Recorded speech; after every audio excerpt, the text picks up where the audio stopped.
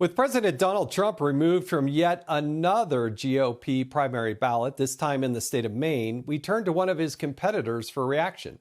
Here to weigh in live from the campaign trail in Iowa, Florida Governor Ron DeSantis. Governor, you just heard this news like we did. What's your reaction?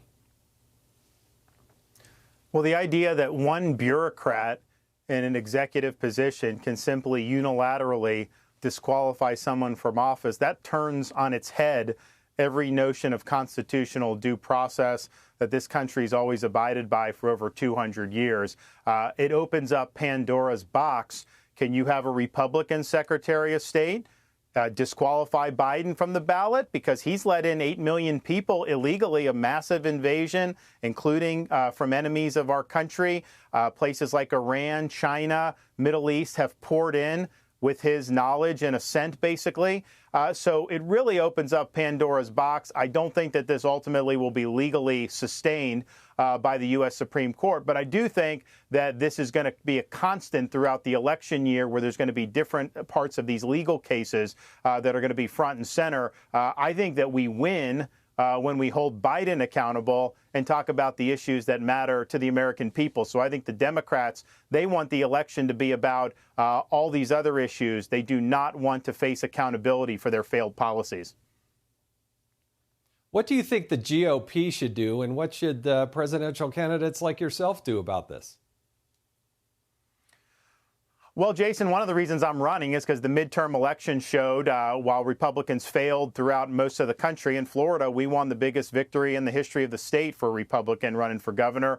I think that a guy like me as the nominee will be able to keep the focus on Biden, keep the focus on the Democrats' failures, but then more importantly, after you win the election, start holding these people accountable who have weaponized the legal system to go after their political enemies. And that starts with day one, firing somebody like Jack Smith. That goes to dealing with people who are violating constitutional rights at the state and local government area. Republicans have turned a blind eye to abuses of power for far too long. We need to actually do something about it. In Florida, we've actually done things. We've held people accountable, and we've drained the swamp in a major way. We need that in the United States.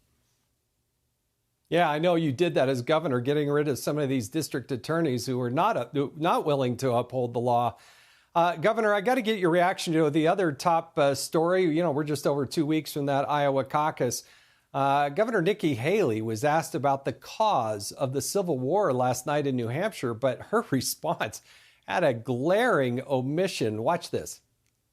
What was the cause of the United States Civil War? Well, don't come with an easy question or anything. I mean, I think the cause of the Civil War was basically how government was going to run, the freedoms and what people could and couldn't do. What do you think the cause of the Civil War was? I'm not running for president. I wanted to see your viewpoint on the cause of the Civil War. I mean, I think it always comes down to the role of government and what the rights of the people are. Thank you. And in the year 2023, it's astonishing to me that you answer that question without mentioning the word slavery. What do you want me to say about slavery? No, you answered my question. I mean, that was, Governor, that was not a difficult question. They may think that that was planted by somebody, but that's a pretty easy answer for not a hardball question. Well, it was a massive word salad. I still don't understand what she was trying to say with that. Why she would have gone down that road, I don't know. Look, we're Republicans. The Republican Party was founded to oppose slavery and its expansion. And the reason slavery got abolished in the United States was because of the Republican Party and the election of Abraham Lincoln and what happened in the ensuing years. And so I'm glad that the role the Republican Party played in exterminating slavery from the United States, and that made us more in line with the values that the country was founded on, that we're all entitled to God-given rights and we should be treated equally under the law. But I do think what it showed is she getting scrutiny now has not held up well. I think she says things when she gets off script. She tends to make big mistakes. The media has really given her a free pass for the last 6 weeks, trying to pump her up. But I think the more and more voters see that, it's one thing to read off a teleprompter. It's one thing to read talking points. But are you going to be able to actually speak from a position of conviction? And you either understand the foundations of America or you don't. I have a firm understanding that our rights come from God, not from the government, and the purpose of government is to protect the rights we already possess. And so everything I do is seen through the prism of our nation's founding principles. Yeah, if you don't understand and can't utter the word slavery and why the Civil War was fought, and why South Carolina was one of the states that this brought this up as such an issue way back in the day, then you're really missing a point here. Very last question, very quickly. Earlier in the show, we talked about teachers and teachers unions. You've actually done something in Florida that's different than what's gone on in the rest of the country. How are we going to deal with the teachers unions' hold on our kids?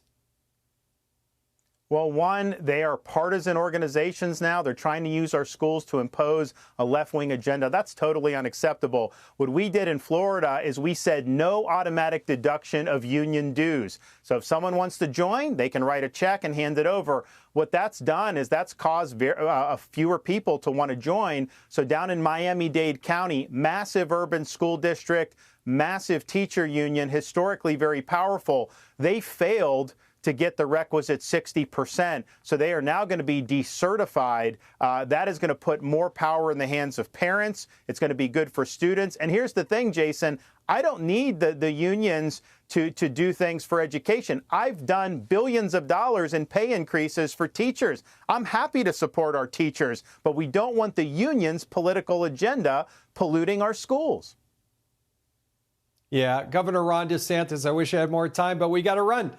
Governor, thank you for joining us tonight on the Ingraham Angle. Hey, Sean Hannity here. Hey, click here to subscribe to Fox News YouTube page and catch our hottest interviews and most compelling analysis. You will not get it anywhere else.